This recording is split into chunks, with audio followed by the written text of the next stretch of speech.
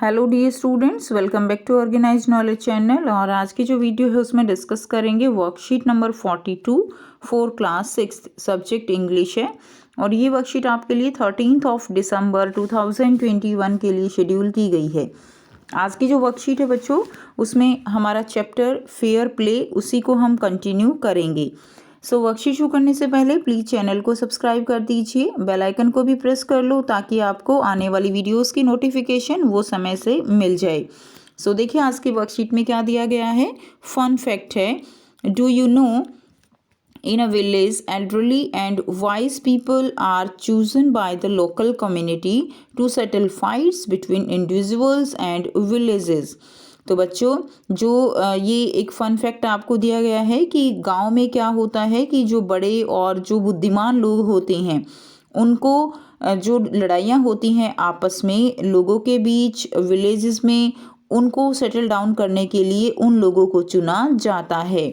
This assembly of 5 elders is known as panchayat. और जो ये 5 लोगों की जो कमेटी होती है, जो असेंबली होती है, उसको हम पंचायत कहते हैं। आपने एसएसटी में आपने ज़रूर पंचायत के बारे में पढ़ा हुआ है, हमने काफ़ी वर्कशीट्स इस बारे में की हैं। तो उसको हम क्या कहते हैं, उसको पंचायत कहते हैं। जिसमें कौन होते हैं, जिसमें लीडर जो होते हैं, the leader of the panchayat is known as mukhiya और सरपंच। जो लीडर होते हैं उसको मुखिया या सरपंच कहा जाता है और बाकी मेंबर पंच कहलाते हैं। ठीक है, तो अब देखिए जो फेयर प्ले हमारा जो चैप्टर है यहाँ पर, उसमें हमने पढ़ा था कि जुम्मन और अलगू वो दोनों क्या हैं, बहुत अच्छे फ्रेंड हैं। और जो यहाँ पर आंट हैं, उन्होंने अपनी प्रॉपर्टी जो है वो नाम करवा दी है जुम्मन के।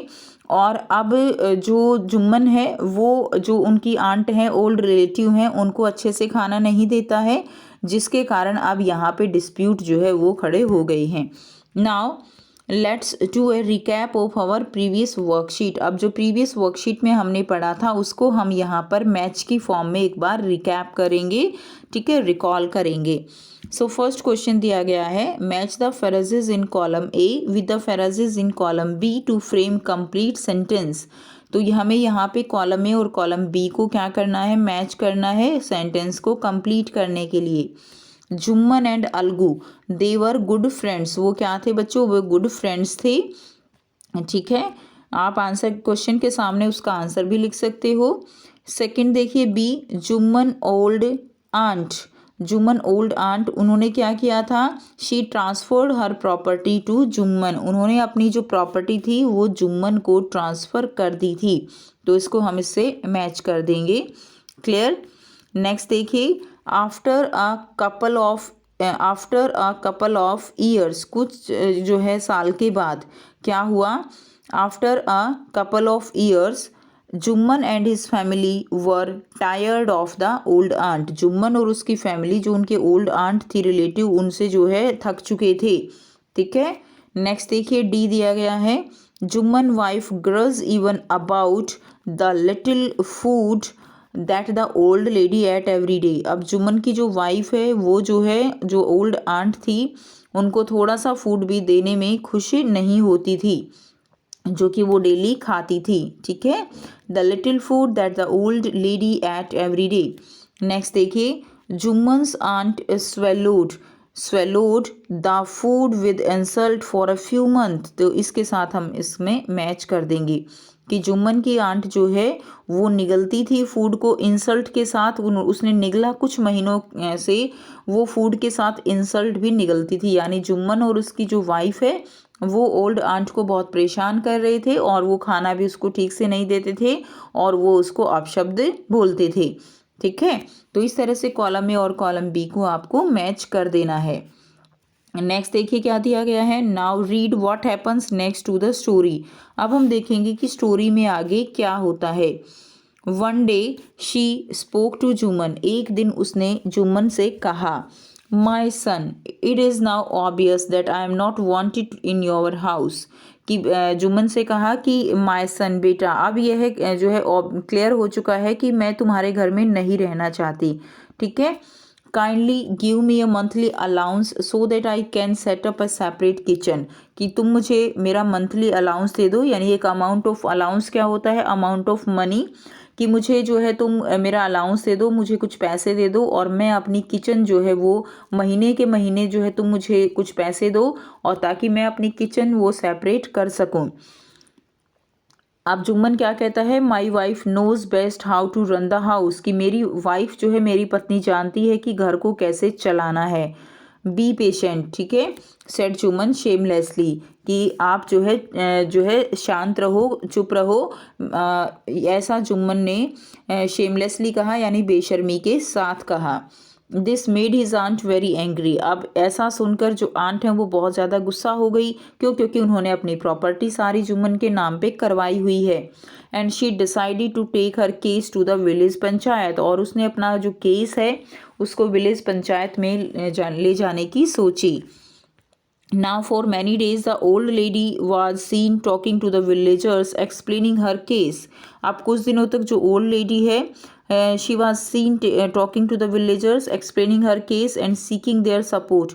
जो lady है वो villagers जो गांव के लोग हैं उनको अपना केस explain करती, उनके अपने बारे में बताती कि जुम्मन मेरे साथ ऐसा ऐसा कर रहा है और उनका सपोर्ट जो है लेने की कोशिश करती।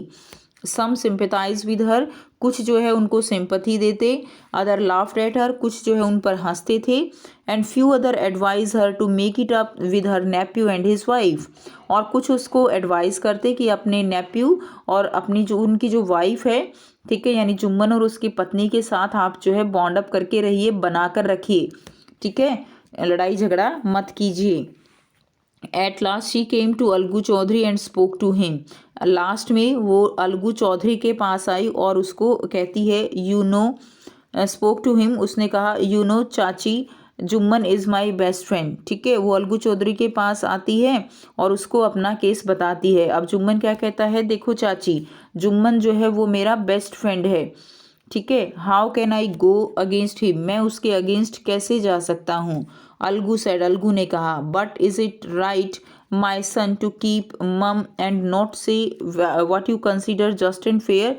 तो चाची क्या कहती हैं कि लेकिन अगर जो है तुम्हें सच्चाई का पता हो तो क्या तुम अगर न्याय करते हो, अगर तुम सच्चाई का साथ देते हो तो क्या तुम्हें चुप रहना चाहिए और क्या चुप रहना तुम्हारे लिए ठीक होगा।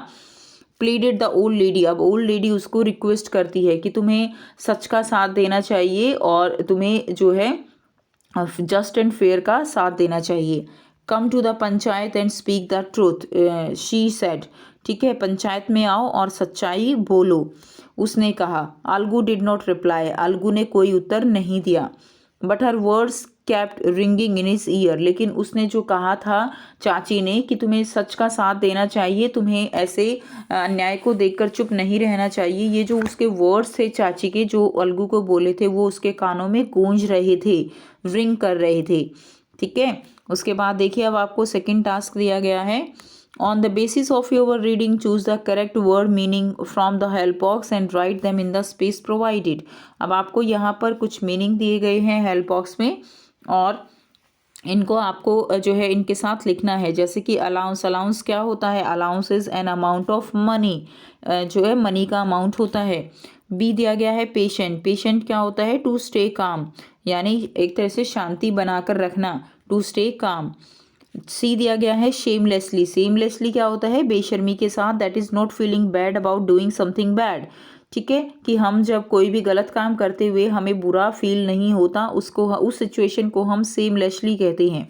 डी दिया गया है सिंपथाइज्ड, सिंपथी क्या होता है, to feel sorry for someone, ठीक है, किसी के लिए सॉरी फील करना, दैट इज सिंपथाइज्ड, ठीक है। तो यहाँ से आप इनके आंसर लिख दोगे। सो ये थी बच्चों आपकी आज की भी इंग्लिश की वर्कशीट। आई होप सभी बच्चों को ये क्लियर है। कोई भी डाउट है तो आप पूछ सकते हो। वीडियो अच्छी लगे तो प्लीज़ लाइक कर दीजिए, शेयर कर दीजिए और चैनल को सब्सक्राइब कर लीजिए। सो थैंक्स फॉर वॉचिंग, मिलते हैं नेक्स्ट वीडियो में नेक्स्ट वर्कशीट के साथ। Take care, bye bye.